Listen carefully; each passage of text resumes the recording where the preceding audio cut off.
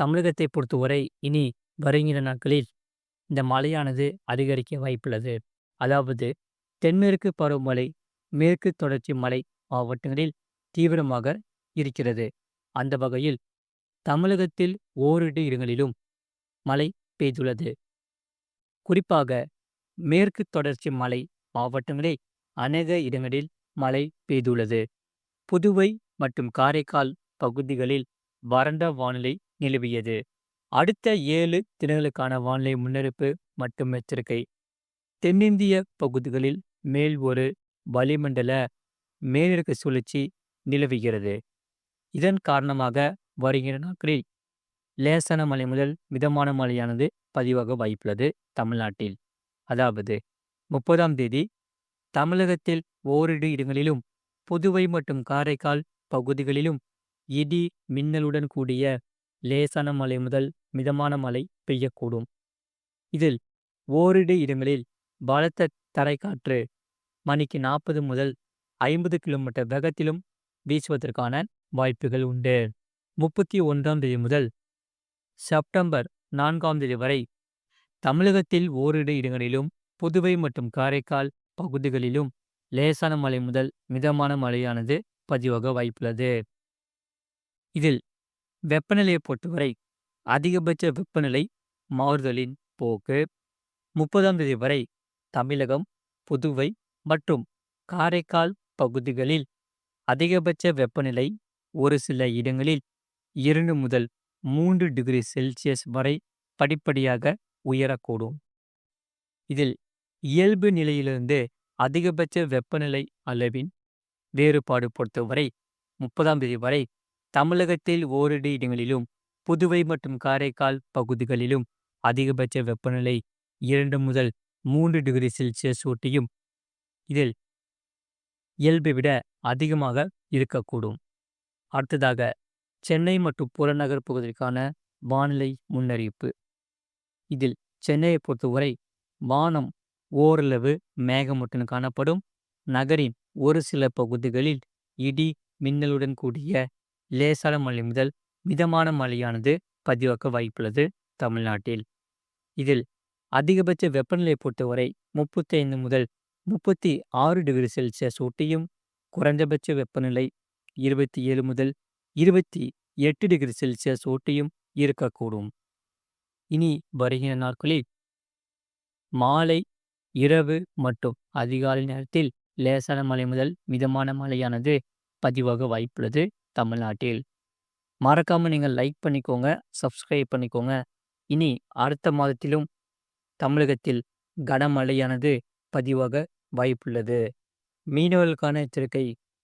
தமிழக கடலோர பகுதிகளில் 30ஆம் தேதி வரை தென் தமிழக கடலோர பகுதிகள், மன்னார் வளைகுடா மற்றும் குமரி கடல் பகுதிகளில் இந்த சூறாவளி காற்றானது மணிக்கு 40 முதல் 50 கிலோமீட்டர் வேகத்திலும், இடையிடையே 60 கிலோமீட்டர் வேகத்திலும் வீசுவதற்கான வாய்ப்புகள் உண்டு.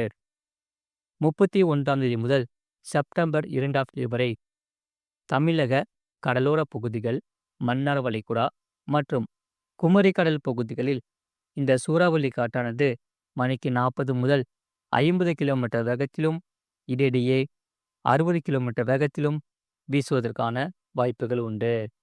அடுத்ததாக வங்கக்கடல் பகுதிகளில் 30ஆம் தேதி வடக்கு ஆந்திரா கடலோர பகுதிகள், மத்திய மேற்கு வங்கக்கடல் பகுதிகள், தென்மேற்கு மற்றும் அதனை ஒட்டிய தென்கிழக்கு வங்கக்கடல் பகுதிகளில் இந்த சூறாவளி காற்றானது மணிக்கு 40 முதல் 50 கிலோமீட்டர் வேகத்திலும், இடையிடையே 60 கிலோமீட்டர் வேகத்திலும் வீசுவதற்கான வாய்ப்புகள் உண்டு.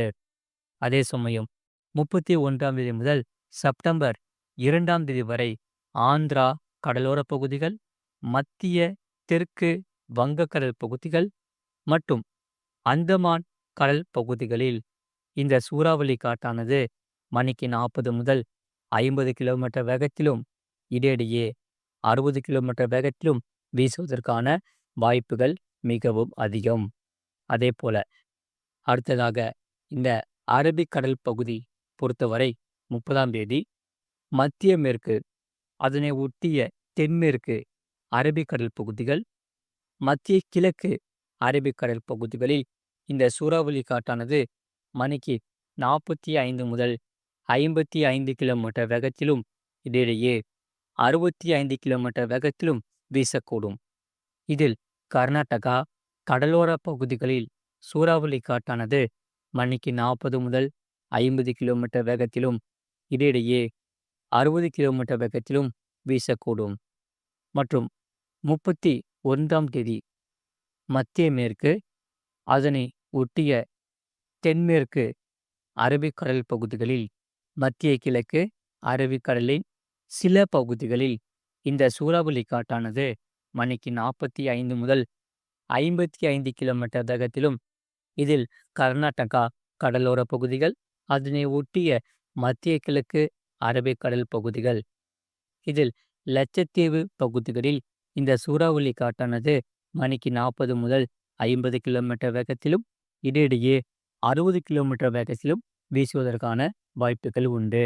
அடுத்ததாக இந்த கொடுத்த அறிவிக்கையின்படி மீனவர்கள் இப்பகுதிகளுக்கு செல்ல வேண்டாம் என்று அறிவுறுத்தப்படுகிறார்கள். அதே சமயம் கடந்த 24 மணி நேரத்தில் பதிவான மழை அளவு பொறுத்தவரை நீலகிரி மாவட்டம் தாலுகா அலுவலகம் பந்தலூர் 15 சென்டிமீட்டர் பதிவாகியுள்ளது.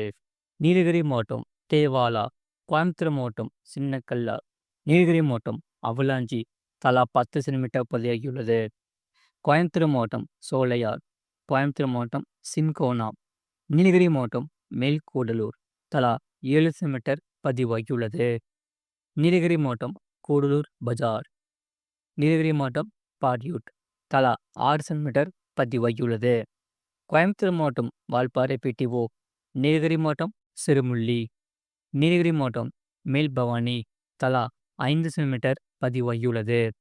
திருவள்ளூர் மாவட்டம் ஊத்துக்கோட்டை, கோயம்புத்தூர் மாவட்டம் உபாசி, கோயம்புத்தூர் மாவட்டம் வால்பாறை பிஏபி, கோயம்புத்தூர் மாவட்டம் வால்பாறை தாலுகா அலுவலகம், கோயம்புத்தூர் மாவட்டம் சிறுவாணி அடிவாரம் தலா 3 சென்டிமீட்டர் பதிவாகியுள்ளது. அதே போல கோயம்புத்தூர் மாவட்டம் தொண்டார்முத்தூர், திருவள்ளூர் மாவட்டம் திருத்தணி, சேலம் மாவட்டம் ஓமலூர், நீலகிரி மாவட்டம் கெத்தி, தருமபுரி மாவட்டம் தருமபுரி பிடிஓ, தருமபுரி மாவட்டம் பாப்பிரெட்டிப்பட்டி, நீலகிரி கீழ்கோத்தகிரி எஸ்டேட், தருமபுரி, சேலம் மாவட்டம் கரியக்கோவில் அணை தலா 1 சென்டிமீட்டர் பதிவாகியுள்ளது. அடுத்ததாக வெப்பநிலையை பொறுத்தவரை அதிகபட்ச வெப்பநிலை தொண்டியில் 37.7 டிகிரி செல்சியஸ் பதிவாகியுள்ளது. மற்றும் குறைந்தபட்ச வெப்பநிலையை பொறுத்தவரை கரூர் பரமத்தையில் 21 டிகிரி செல்சியஸ் பதிவாகியுள்ளது. மறக்காமல் நீங்கள் லைக் பண்ணிக்கோங்க, சப்ஸ்கிரைப் பண்ணிக்கோங்க. இனி வருகிற நாட்களில் இந்த வானிலையை பொறுத்தவரை மாறிக்கொண்டே இருக்கும். அதாவது பகலில் வெயில் அதிகரிக்கும், சில சமயம் மாலை மற்றும் இரவு நேரத்தில் லேசான மழையானது பெய்ய வாய்ப்புள்ளது தமிழ்நாட்டில். ஆகையால் நீங்கள் நம்ம சேனலை மறக்காமல் சப்ஸ்கிரைப் பண்ணி வச்சுக்கோங்க. அப்போ தான் இனி அடுத்து வரக்கூடிய நாட்களில் உங்கள் மாவட்டங்களுக்கு மழை பதிவாக வாய்ப்பு இருக்கா இல்லையான்னு தெரிஞ்சுக்க முடியும்.